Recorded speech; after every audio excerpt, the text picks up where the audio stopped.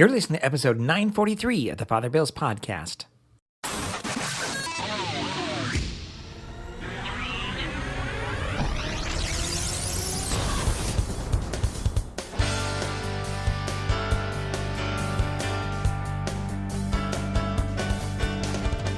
Welcome back. This week's episode is being offered by Deacon Brett Edmonson, our permanent deacon, and it's the homily entitled, It's All About Jesus, given on the 26th Sunday in Ordinary Time, 2024.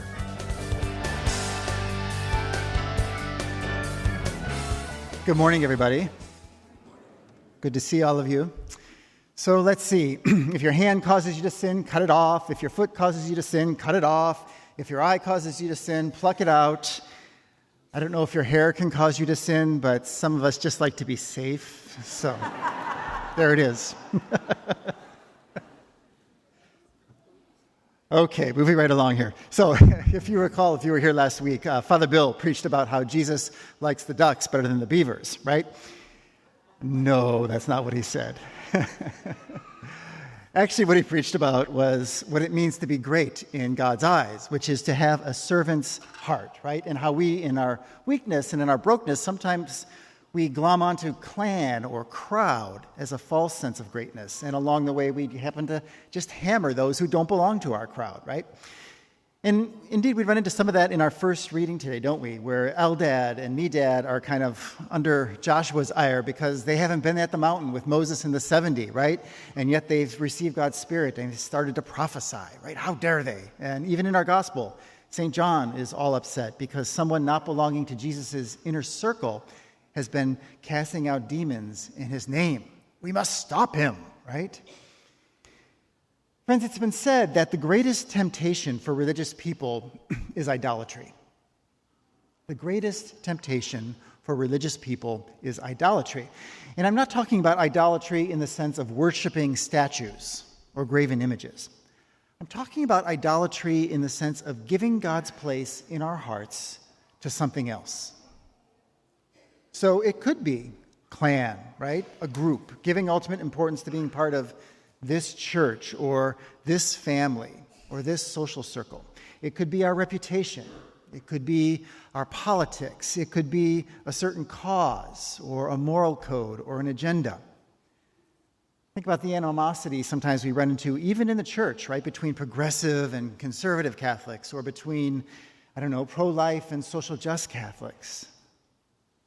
At the end of the day, those distinctions, it's not like they don't have any value, but they can all become false idols if we're not careful. The Christian faith makes a unique claim that at its heart, it's not so much a moral code or a creed or a cult, how we worship. At its heart is a person, Jesus Christ. Those of you who follow Bishop Barron, you've heard him say, probably on more than one occasion, that alone among all the world's great religious founders, Jesus put himself, his very own person, at the heart of things. If you think back, Buddha didn't do that, right? Buddha, to his credit, said, "There is a way I've discovered, and I want you to know it." And Muhammad didn't do that. Muhammad said, "There's a truth that's been revealed to me, and I want to share that with you." And Confucius didn't do that, the great Chinese philosopher. Confucius said, "There's a path I've found, and I want you to follow it." Well, Jesus was far more radical. He didn't say, "I've discovered a way or received a truth or found a path of life." Jesus said, "I am the way and the truth and the life." So in other words, I am the key to your existence, your peace and your purpose, your healing and your hope, the secret desire at the heart of all your desires. Jesus is what it's all about, friends. And if we don't get that right, then everything else we have, our theology, our morality, our liturgy, they don't mean anything. Worse, they risk becoming ways that we worship our own egos or our own agenda rather than worshiping God. And that's idolatry. And it's incredibly off-putting. Sometimes I worry that we've left our young people with the impression that faith is primarily about rules and requirements, fussiness and finger-wagging. And then when their eyes open one day and they see the church's sins and failures, what do they conclude? Hypocrisy. Hypocrisy. And they walk away. And why wouldn't they?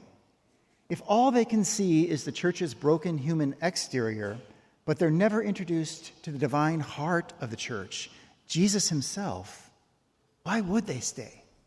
Why would they? No mere human institution, no matter how grand or ancient, can satisfy that deeply felt hunger, that longing for the great and the good and the perfect. Only Jesus can do that.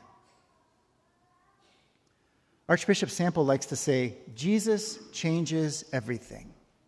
Jesus changes everything. And I think that's more than just a pious slogan, because if you give your heart to Jesus, he will change everything radically. He'll change the way you see. He'll change what you care about. He'll change the depth of your courage. He'll change the breadth of your love, even the way you approach your daily life and the problems in your daily life.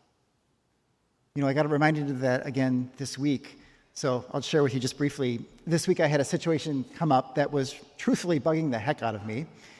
And I'll admit, it was my pride that was hooked. And my temptation, I'm sure some of you can relate, was to fight and to argue and to get angry and, I don't know, maybe even passive-aggressive if I needed to, all in the service of getting my way. Well, that night I was praying, and I was complaining to God, pretty honestly. And then the Holy Spirit, being the Holy Spirit, began prodding me to invite the Lord into this situation. Well, that's exactly what I did not want to do, and exactly what I didn't want to hear. That just dilled my pickle even more, as a friend of mine would say. But finally, I just gave up and I said, all right, fine, I'll do it. So I said to Jesus, Lord, you're going to have to change my heart because right now I can't change it. And you know what? I don't even want to change it. And then just for good measure, I turned to the Blessed Mother and I said, Mary, trade hearts with me because right now my own is contemplating murder. Mm-hmm. Well, friends, to make a long story, the Lord, he actually did step in, quite remarkably, and he did change things, starting with my own heart, because that next morning, I woke up with a different perspective on things, and that made a huge difference. And in the end, things worked out, and they worked out even better than I could have worked them out on my own. And maybe you would think that after 57 years, I would have learned this lesson, right? Learned how to trust the Lord with this kind of stuff. But no. As many times as Jesus has taught me that lesson, each time a new situation comes along that hooks my pride or provokes my fear or threatens my desire to control, it's a lesson I have to learn all over again. Here's what I want to leave you with. Fundamentally, friends, holiness is not churchiness. Holiness is not churchiness. It's not being theologically literate. It's not having our act together morally. It's certainly not about judging other people. Fundamentally, holiness is about having the courage to let Jesus into the center of your life and then hanging on for the ride. That might not always look the way that we think holiness should look, but I can tell you, it's powerful when you see it. It's powerful. In the end, it's all about Jesus.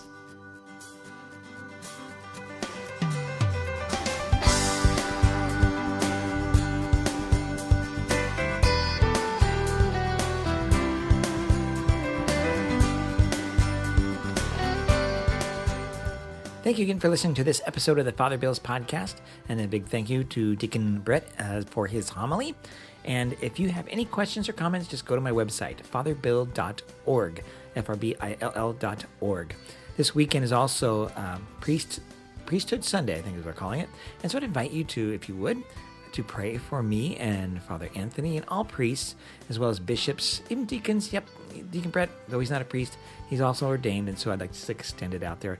They ordained, as well as many other people do our work, but in this case, it's nice to be able to focus for a little bit on the priests that we have, and we need more. We need more holy men to be able to come forward, to give their lives in a heroic way, to proclaim the gospel, to help heal and help counsel people in their journey of faith. Again, if you have any questions, just go to my website. There's lots of things there. My podcast, other podcasts, I should say. My Friday Reflection, you might find this one rather humorous if you've not seen it. I got an Amazon package, and it wasn't what I expected, and thus is life, and other things as well on the website. In the meantime, may God bless you, and have a great week. Bye-bye.